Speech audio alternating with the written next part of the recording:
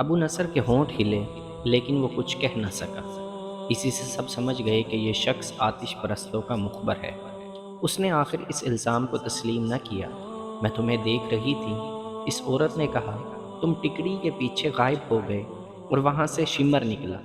دیکھ ابو نصر، ایک بوڑھے نے کہا، ہمیں کوئی ڈر نہیں کہ اب تم شمر کو یہ بھی جا کر بتا دو گے کہ ہم نے تمہیں مخبر اور غدار کہا ہے۔ یہ سوچ لو کہ آتش پرست تمہیں گلے نہیں لگائیں گے۔ وہ کہتے ہوں گے کہ تم ان کے غلام ہو اور اپنی قوم کے خلاف مخبری اور غداری تمہارا فرض ہے۔ ابو نصر نے سر جھکا لیا۔ اس پر طعنوں اور گالیوں کے تیر برسنے لگے۔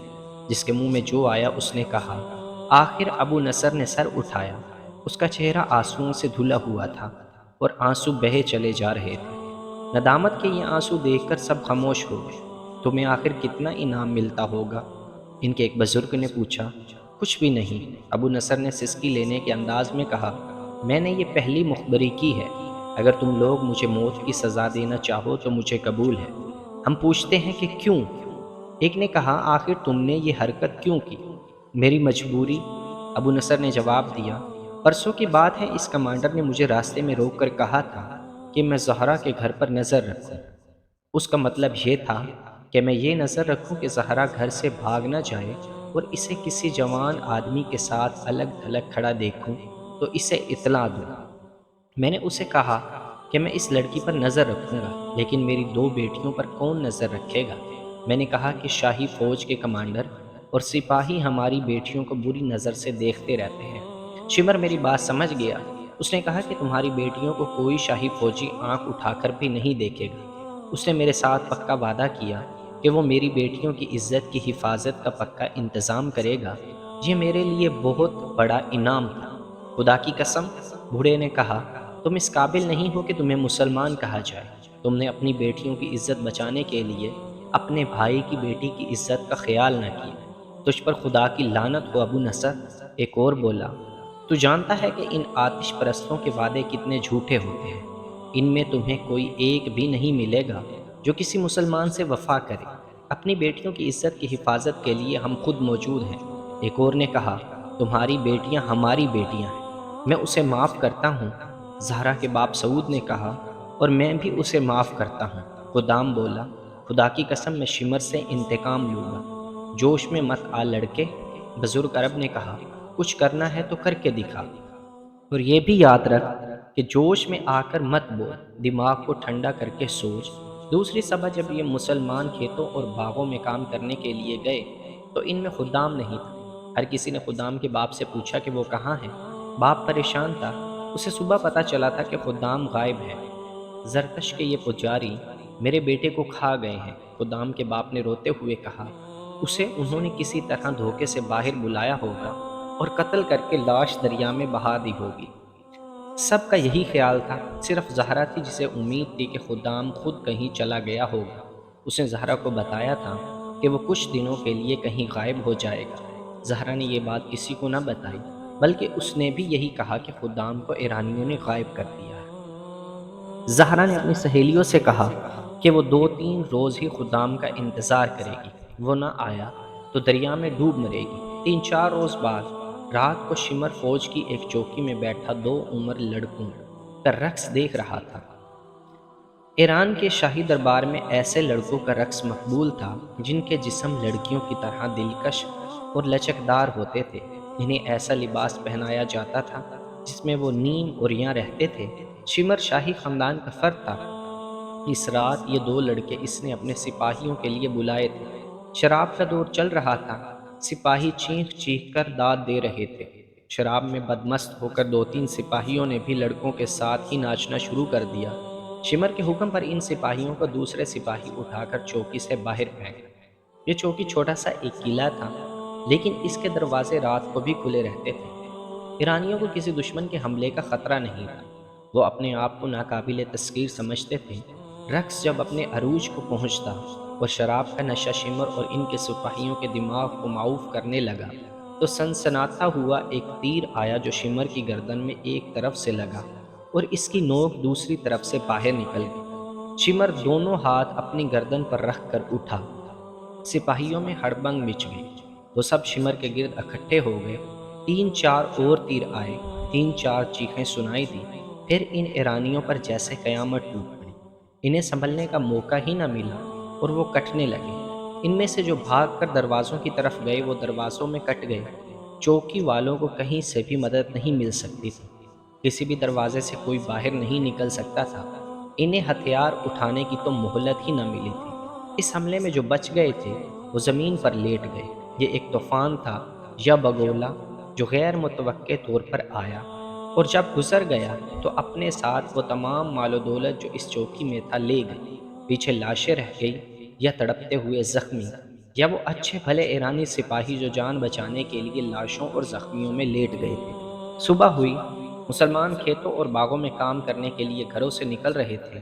ایک گھوڑا سوار ایرانی فوج نے ان کی بستی کو گھیرے میں لے لیا۔ دوسری چوکی کو اس وقت اس چوکی پر حملے کی اطلاع ملی تھی جب حملہ آور اپنا کام کر کے بہت دور نکل گئے تھے۔ مسلمانوں کو کام پر جانے سے روک لیا گیا۔ ایرانی فوجیوں نے مردوں کو الگ اکٹھا کر کے کھڑا کر دیا اور ان کے گھروں سے عورتوں کو باہر نکال کر مردوں سے دور کھڑا رہنے کا حکم دیا۔ فوجی ان کے گھروں میں گھس گئے اور اس طرح تلاشی لی جیسے ان کے مکانوں کے فرش بھی کھود کر دیکھے ہوں۔ انہیں کسی گھر سے ایسی کوئی چیز نہ ملی جو شک پیدا کرتی۔ البتہ سپاہیوں کو اپنے کام کی جو چیزیں نظر آئی وہ انہوں نے اٹھا لی۔ پھر انہوں نے عورتوں اور مردوں کو اکٹھا کر کے کھڑا کر کے انہیں دھمکیاں دی۔ مسلمانوں کے ساتھ یہ سلوک ان کے لیے نیا نہیں تھا۔ کسی نہ کسی بہانے ان کے گھروں کی تلاشی ہوتی ہی رہتی تھی۔ اس کے بعد انہیں اسی طرح کی دھمکیاں ملتی تھیں، لیکن اب ایرانیوں کو معقول بہانہ ملا تھا۔ رات ابلا کی ایک مسافاتی چوکی پر بہت سے آدمیوں نے شخجون مارا ہے۔ ایک ایرانی کمانڈر نے مسلمانوں سے کہا، ہمارا ایک کمانڈر اور 60 سپاہی مارے گئے اور بہت سے زخمی ہوئے ہیں۔ اگر تم میں کوئی مرد یا عورت اس گروہ کے کسی ایک آدمی کو بھی پکڑوائے گا، اسے انعام ملے گا۔ نقد انعام کے علاوہ اسے اس فصل کا آدھا حصہ ملے گا۔ اس نے سب پر نگاہ دوڑائی اور پوچھا، ایک دوسرے کر دیکھ کر بتاؤ کہ تم میں کون غیر حاضر ہے؟ سب نے ادھر ادھر دیکھا، لیکن وہ یہ نہیں دیکھ رہے تھے کہ کون غیر حاضر ہے۔ ان کی نگاہیں خدام کو ڈھونڈ رہی تھی۔ وہ 3-4 دنوں سے بستی سے غائب تھا۔ سب نے دیکھا کہ خدام وہاں موجود تھا۔ سب نے سکون کی سانس لی۔ پھر بہت سی آوازیں اٹھی کہ کوئی بھی غیر حاضر نہیں۔ ایرانی فوجیوں کے جانے کے بعد جنہیں معلوم تھا کہ خدام 3-4 روز غائب رہا ہے، وہ باری باری اس سے پوچھنے لگے کہ وہ کہاں چلا گیا تھا۔ میں شمر کے ڈر سے بھاگ گیا تھا۔ خدام نے ہر کسی کو یہی جواب دیا۔ اس کے باپ نے سب کو بتایا تھا کہ خدام گزشتہ رات کے پچھلے پہر آیا تھا۔ اس روز باغ میں کام کرتے ہوئے زہرا اور خدام کام سے کھسک گئے اور اسی جگہ جا بیٹھے جہاں انہیں کوئی دیکھ نہیں سکتا تھا۔ زہرا خوشی سے پاگل ہوئی جا رہی تھی اور وہ رہ رہ کر خدام کی بلائیں لیتی تھی۔ یہ کیسے ہوا خدام؟ اس نے خوشی سے لڑکھڑاتی ہوئی زبان سے پوچھا۔ یہ ہوا کیسے؟ اسے اللہ کی مدد کہتے ہیں زہرا، خدام نے کہا۔ اب نہ کہنا کہ خدا مدد نہیں کرتا۔ خدام؟ زہرا سنجیدہ ہو گئی، جیسے اس کے ہونٹوں پر کبھی مسکراہٹ آئی ہی نہ ہو۔ خدام کے چہرے پر نظریں گاڑ کر قدرے پریشان سے لہجے میں بولی، سچ کہو خدام، شمر کے قاتل تم ہی تو نہیں؟ کہتے ہیں رات صحرائی ڈاکوؤں کے بہت بڑے گروہ نے شمر کی چوکی پر اس وقت شب خون مارا جب وہ شراب اور رقص میں بدمست تھا۔ ایسا تو نہیں کہ تم ان ڈاکوؤں سے جا ملے ہو؟ خدام کے اچانک کہکے نے بنت سعود کی بات پوری نہ ہونے دی۔ وہ ہنستا ہی رہا جیسے اس سے بڑا مذاق اس نے کبھی سنا ہی نہ ہو۔ خدام کے کہکے نے ایک راز چھپا لیا۔ زہرا کو یہ خطرہ نظر آیا تھا کہ خدام غیر معمولی طور پر دلیر، غیرت مند اور جسمانی لحاظ سے طاقتور اور پھرتیلا ہے۔ کہیں ایسا تو نہیں ہوا کہ وہ شمر کو قتل کرنے کے لیے ڈاکوؤں کے گروہ سے جا ملا ہو؟ اس زمانے میں صحرائی ڈاکوؤں کے گروہ فوجی دستوں کی طرح اپنی کاروائیاں کرتے تھے۔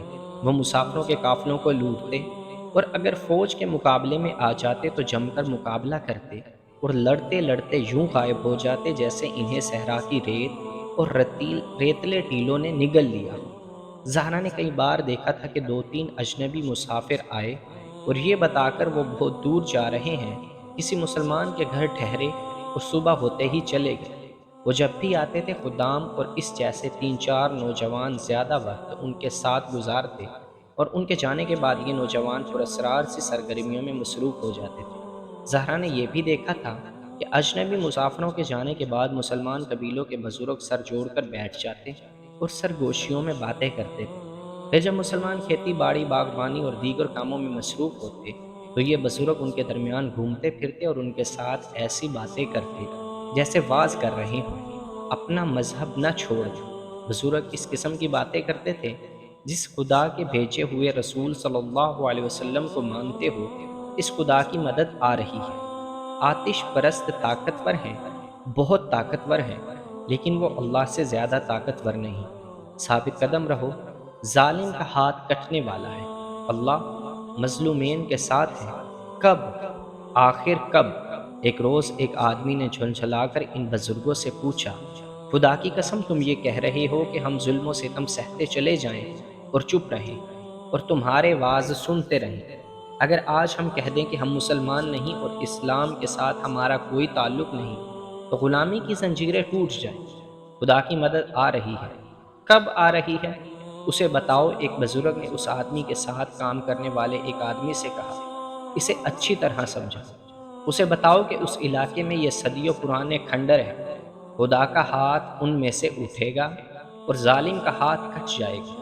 ان بزرگوں کے سینے میں وہی راز تھا جو خدام نے زہرا بنت سعود سے چھپا لیا تھا۔ ایرانی کمانڈر شمر کی چوکی پر جو اتنا زبردست شب خون مارا گیا تھا، وہ پہلا شب خون نہ تھا۔ ابلا کے علاقے میں یہ پہلا تھا، لیکن